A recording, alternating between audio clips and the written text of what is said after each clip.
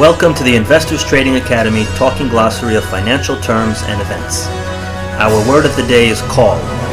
Traders just use the word call to signal that an asset is going to move up, but it represents a financial contract between two parties, the buyer and the seller.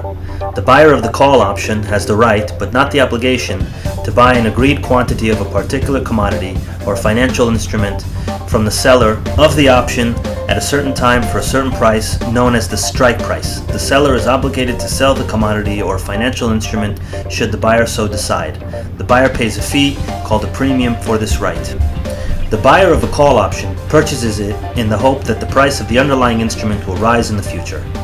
The seller of the option either expects that it will not, or is willing to give up some of the upside from a price rise in return for the premium and retaining the opportunity to make a gain up to the strike price.